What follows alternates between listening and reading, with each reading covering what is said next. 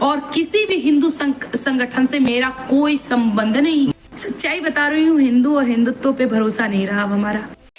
जी के चेहरे पर, बीजेपी के टिकट पर और हिंदुओं के वोट पर ये लोग हिंदुओं के ही दुश्मन बन जाते। दोस्तों, इस लड़की को तो आप जानते होंगे, इसका नाम है खुशबू पांडे। ये जब भी बोलती है तो अपने मुंह से इतनी अभद्र भाषा बोलती है कि जिससे किसी एक विशेष समुदाय के लोगों को ठेस पहुंचे।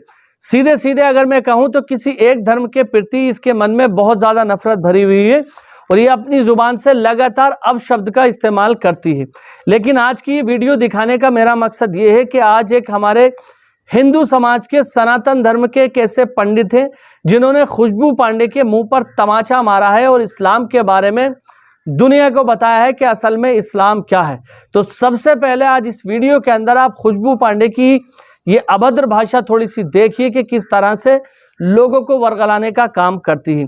दरअसल हाल ही के दिनों में खुशबू पांडे को वो जमुई पुलिस ने अरेस्ट कर लिया था। उसके बाद इनकी जमानत हो गई, ये बाहर आ गई। बाहर आने के बाद में इन्होंने फिर से अपना वही जो ये करती हैं, किसी विशेष समुदाय को टारगेट करती हैं और बहुत सारी चीजें बोलती हैं अपने मुंह से, तो ऐसे ही भाषा का इस्तेमाल करना शुरू कर दिया। हालांकि लगातार इनको ट्रोल भी किया जा रहा है, लेकिन ये अपने कारनामों से बाज तो आती नहीं है। सबसे पहले इसकी वीडियो देखिए आप। और किसी भी हिंदू संगठन से मेरा कोई संबंध नहीं। हिंदू और हिंदुत्व पर भरोसा नहीं रहा हमारा। सच्चाई बता रही हूँ, हिंदू और हिंदुत्व पे भरोसा नहीं रहा अब हमारा। हिंदुओं से भरोसा टूट गया। हिंदुओं से भरोसा टूट गया। नेतागिरी करें आप और लोग मारने दौड़े हमको। मतलब जिता दें आपको, नेतागिरी करें आप और लोग मारने दौड़े हमको। जेल से आने के बाद यूट्यूब फैमिली के साथ मेरा पहला लाइव है और किसी भी हिंदू संगठन से मेरा कोई संबंध नहीं है। ये कारागृह मेरे और मेरे पूरे परिवार के लिए कैसा रहा, इसे मैं शायद ही शब्दों में बयां नहीं कर सकती हूँ। शेरनी घायल होती है तो ज्यादा खतरनाक बन जाती है। मैं बाहर आ गई, इसके लिए तो ऑब्वियसली आप सबका प्रार्थना था, स्नेह था, प्रेम था। मैं बाहर आ, जो संगठन के थ्रू मैं गई थी उस संगठन ने भी कहीं भी किसी भी रूप में मेरा कोई समर्थन नहीं किया। इसमें ना किसी पार्टी का कोई इतना सा भी योगदान है, ना ही किसी हिंदू संगठन का। फिर भी हिंदू लोग साथ नहीं देते, सच्चाई है। तो देखा दोस्तों आपने, ये किस तरह की भाषा का प्रयोग कर रही है। अभी कुछ दिनों के लिए ही ये जेल गई थी, अभी तक इसकी जो अकल है वो ठिकाने नहीं आई है। फिलहाल अब मैं आपको एक ऐसी वीडियो दिखाने वाला हूं। हमारे सनातन समाज के, हिंदू समाज के एक पंडित जी हैं जिन्होंने इस्लाम को लेकर बड़ी बात कही है। अगर कोई भी हिंदू समाज का व्यक्ति या गैर मुस्लिम मेरी इस वीडियो को देख रहा है तो यकीनन मैं समझता हूँ कि उसकी सोच बदल जाएगी इस वीडियो को देखकर। अगर आप इन हिंदू पंडित जी के ऊपर भरोसा रखते हैं कि ये जो बोल रहे हैं वो सही है, तो इनकी बात को ध्यान से सुनना कि इस्लाम कैसा मजहब है और इस्लाम किस तरह से काम करता है। क्या असामाजिक तत्वों के द्वारा जो बातें फैलाई जाती हैं, समाज के अंदर जो जहर घोला जाता है वो सही है, या फिर ये हिंदू पंडित जिस बात को बताने की कोशिश कर रहे हैं वो सही? ध्यान से इस वीडियो को देखिए, उसके बाद आप और हम बातचीत करते हैं। कुछ बुजुर्ग मुसलमान हमारे कमरे में आए, बोले बाबा जी, देश में इस समय जो हाल है, जो हालात हैं, इसके बारे में आप क्या लगता है? मुसलमानों के तो पीछे पड़े हैं। तो मैंने उनसे कहा कि मुसलमान होना अपने आप में गर्व की बात है, मुसलमान होना एक फख्र की बात है, बशर्ते कि वो मुसलमान हो।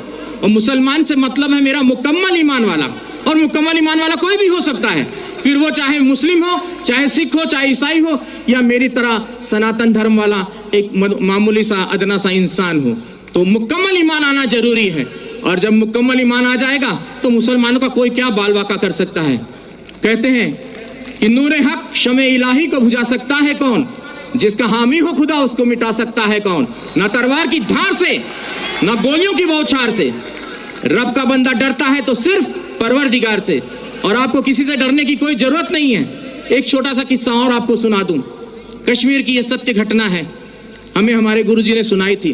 कहते एक मुसलमान, जो सवेरे की नमाज होती है, फजर की शायद मेरे ख्याल से वही होती है, तो वो नमाज के वक्त वो जो है अपने घर से खोमचा बोलते हैं, छोटा सा ऐसा ठेला होता है जिसमें वो छोले और आलू उबाल कर घर से वो ले जाकर बेचते थे। और बड़े ही अल्लाह के बंदे थे, बहुत ही ईश्वर की इबादत करने वाले बंदे थे। तो वो खोमचा बेचते थे और अल्लाह अल्लाह करते रहते थे। जो आता था उनको जो भी पैसा देता था वो उस पैसे को लेकर वो वहाँ खत्म कर देते थे मामला। तो वो खोमचा चला लेते थे और दे देते थे किसी को, और कोई भी उनको, अब ऐसे भी लोग थे उस भीड़ में जो उनको खोटा सिक्का देकर चले जाते थे, और वो अल्लाह अल्लाह करने वाले व्यक्ति, उनका ध्यान सिक्के पर ना होकर अपने अल्लाह पर रहता था। ऐसे काफी दिन गुजर गए। एक दिन वो अपने घर पहुंचे तो उन्होंने अपनी पत्नी से कहा कि भाई आज तुमने हमारे छोले और आलू जो खोमचा बनाती थी वो बनाया नहीं। तो बोले कि आज दुकानदार ने सामान नहीं दिया, सौदा नहीं दिया। बोले क्यों? बोले जितने भी सिक्के इकट्ठा किए हैं आपने, ये सारे खोटे सिक्के हैं। बोले हाय अल्लाह। वो वहीं चुपचाप बैठ गए उस ईश्वर की इबादत में कि बोले हे या अल्लाह, ये खोटा सिक्का तेरी दुनिया में तो नहीं चला, क्या मेरे जैसा खोटा सिक्का तुझे कबूल होगा? तो उसने उसी वक्त वहां पर एक नूर प्रकट हुआ और आवाज आई कि उस थैली में हाथ डालकर देख। और जब उसने थैली में हाथ डालकर देखा तो वो सारे खोटे सिक्के सोने की अशर्फियों में तब्दील हो गए थे। तो मुसलमान ऐसा होता है जो किसी खोटे सिक्के को भी हाथ लगा दे तो सोने की अशर्फी में तब्दील कर दे। तो इस चीज का ख्याल रखना चाहिए। मुसलमान को किसी से घबराने की जरूरत नहीं है। और मैं पहले से और काफी दिनों से, मुझे एक व्यक्ति ने कहा कि बाबा जी अब आप कलमा पढ़ के मुसलमान हो जाओ। तो मैंने कहा मुझे कलमा पढ़ने की जरूरत नहीं, मैं खुद ही पहले से जन्मजात ही मुसलमान हूँ। और मुसलमान का मतलब यह नहीं कि कलमा पढ़कर ही हो सकता है। मुकम्मल ईमान कहीं भी आ सकता है, चाहे वो हिंदू में आए, चाहे मुस्लिम में आए, चाहे सिख में आए, चाहे ईसाई में आए, चाहे किसी यहूदी में आ जाए, किसी में भी आ सकता है। मुकम्मल ईमान आना जरूरी है। तो दोस्तों उम्मीद करता हूं कि पंडित जी की बात से आप इत्तेफाक रखते होंगे, पंडित जी की बात आपके जहन में और दिल में उतर गई होगी। लेकिन खुशबू पांडे जैसे मानसिक रोग से पीड़ित लोग, जिनका मानसिक संतुलन खराब हो चुका है, वो इन बातों को समझने की कोशिश भी नहीं करते। इनका काम होता है केवल अपने आकाओं को खुश करना। समाज से इन लोगों को कुछ भी लेना देना नहीं होता कि हमारी बातों का प्रभाव समाज में कैसा जा रहा है, हमारी बातों से किसी के दिल को चोट पहुंच सकती है या किसी का आपसी सौहार्द खराब हो सकता है। इनको इन सारी चीज़ों से लेना देना नहीं होता है। ये केवल वही काम करते हैं जिनसे इनके आका खुश हो या इनके घर का चूल्हा जल सके। अगर आप हमारी बात से इत्तेफाक रखते हैं तो कमेंट में ज़रूर बताएं।